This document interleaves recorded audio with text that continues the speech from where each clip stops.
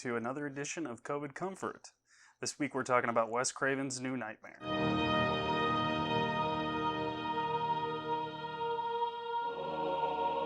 The world of horror film suffered its own terror today as two of Hollywood's best-known special effects technicians were found dead. Part of the theme of the movie is becoming like part of the making of the movie.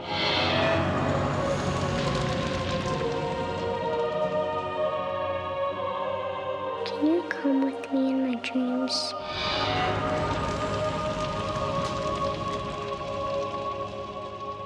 I think that only happens in the movies. What happens when the story dies? The evil is set free. Now that the films have ended, the genie's out of the bottle. That's what the nightmares are telling me, and that's what I'm writing. This is still a script we're talking about, right, Wes? He's decided to cross over out of films into our reality. The only way to stop him is to make another movie. Oh my God. The bad man's getting awful close.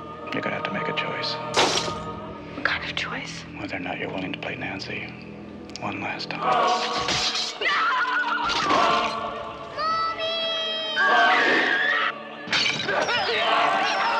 Cut the effect! Isn't there somebody who can stop him? That person's you. Why me? But it was you that gave Nancy her strength. Nancy. Almost there. Where's my gun?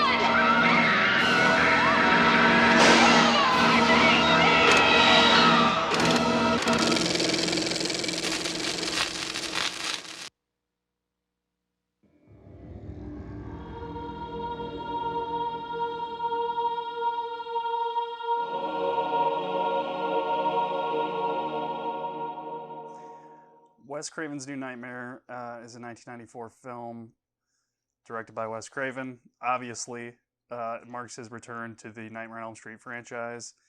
He wrote and directed the first one, and then wrote a draft of the script for the third one that was later rewritten, and then finally came back for New Nightmare, which could be Nightmare 7, but technically it's kind of a redefinition of what the character is, and so it's not exactly a sequel. It's kind of a brilliant meta commentary on what horror films and storytelling are about, why they exist, why do we tell these horror stories, and how do they affect the people that create them, and what happens if they go away. So basically the setup is Heather Langenkamp, who played Nancy in the original. Now this is the time that it was, 1994, so 10 years after that film, and Freddy has been killed in the franchise. And are they going to make another sequel, this or that? But she begins to have nightmares and strange calls, and realizing that Freddy is sort of just an incarnation of a more ancient evil. And because these stories don't exist, he's trying to break into our reality. Basically, the story itself is what contains these kinds of evils. So you have a whole redefinition of the Freddy Krueger character, a whole new kind of design, makeup design, character design, and just taking it back to kind of like a darker feel. Although I would argue that the original makeup is kind of darker and more gritty and dirty, but I do like the design in this. It's just a little bit more clean. So yeah, that's the setup for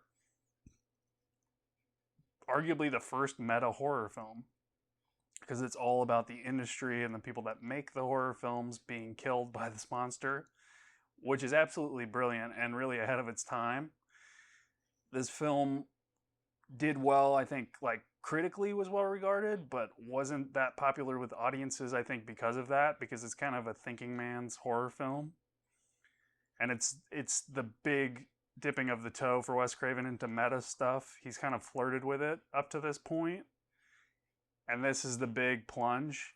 Originally, he wanted Dream Warriors, before it was Dream Warriors Nightmare on Elm Street 3, he wanted that to be this meta take on the Nightmare on Elm Street franchise, and they were like, nope, not going to do that. So he finally got to do it at this point. But I think it's a more serious examination of the meta ideas of what it means to be a filmmaker or storyteller in that genre, that people probably weren't that ready for. We return to the meta examination of genre tropes in Scream, but with a wink and a nod and sarcasm and irony and fun, and that's much more palatable for an audience, and obviously is a huge hit. But this is kind of where he started with that whole idea of, and I mean, really, it's a logical evolution of, okay, horror audiences have pretty much seen everything by then, by 94. I mean, you can only have so much more gruesome special effects, which are only going to do so much to titillate an audience when they really want to actually be frightened, which is much more psychological than visual or visceral. So, what is the next step? And it's interesting to see because this is a decade after Nightmare on Elm Street, which itself was a logical next step of horror films at the time. Because if you go back to 1984, it's like the peak of the slasher boom of just more and more gore and special effects taking center stage. And he comes up with the idea that you're not safe in your dreams. You're not safe where you sleep. And that's the kind of idea that's just what makes this genre so great. I mean, that's like the shower in Psycho. It's what is universal for everybody. Someone who doesn't even speak, understand English could watch Nightmare on Elm Street and they have to go to sleep. We all have to sleep. We all have to dream. We all have to shower. We all have to do these certain things where we are at our most vulnerable. And this is where something could get you. And this is kind of a gateway to fear that we can all understand. So it's brilliant in that way. I mean, maybe that is where New Nightmare is more of a niche thing in that sense, because we're, that's more of a fantasy for an audience to look at Hollywood and fame and stuff like that, because obviously that's not a part of most of our lives. So it's less relatable. But nonetheless, I mean, it's a brilliant film. Heather Langenkamp is fantastic. She's definitely kind of like matured a lot as an actress in that decade. John Saxon shows back up, and he is awesome. Wes Craven has his own cameo. Robert Englund gets to be Robert Englund, which is fun to see because he's a great actor. Miko Hughes, the kid who, I can't think of any movie right now, but he was in every 90s movie ever. So you definitely recognize him. And it's just interesting because it's a different avenue into horror that you don't really see. And there's still not a lot of movies that tackle this. I mean, it's definitely more common today, or more, there's been more that were kind of like horror comedies or things that maybe look at taking this door into a story, but yeah, there's still not that many that strike this tone that's a little bit more serious.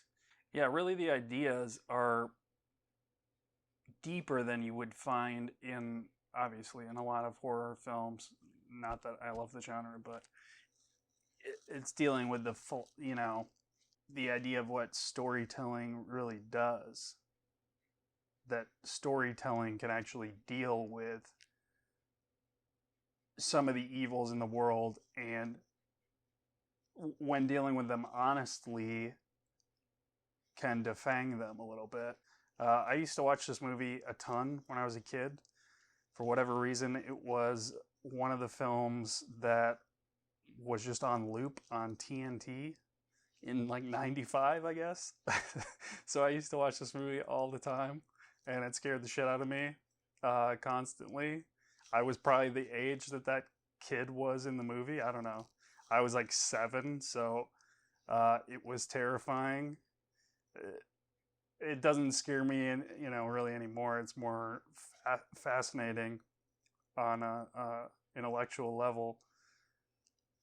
But it's, once again, I mean, it's just the third time that Wes Craven has just totally changed the genre. I mean, Last House on the Left, even before Texas Chainsaw, totally brutal, visceral, documentary style horror inspired by what people were seeing in that time on their televisions every night of the war in Vietnam. Then you go to Nightmare on Elm Street, 1984. Everything is this hyper literal, extremely gruesome slaughter, basically. And this guy goes, well, what if there's something that you can get you in your dreams and while you sleep? And then we can open up the door to dreams, the subconscious, the surreal, and start playing with like Buñuelian ideas within the horror genre. And then this guy goes, what if we just pull back from everything and look at these people making this film? And what does it mean to make these kinds of films? And what if living in this world where all these horror movies are real, then this villain, a more dark version of this villain, comes out. So yeah, obviously Wes Craven is a fucking genius, and I love him. And I love this film. I can't recommend it more. Still, yeah, obviously a great comfort watch. And yeah, that's Wes Craven's New Nightmare. Next time, we are going to change it up and talk about a video game. We're going to talk about Splatterhouse 2.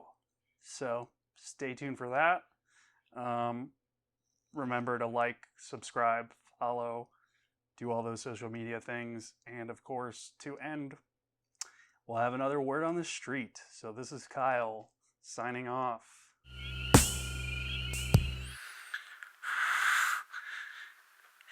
it's me, Billy.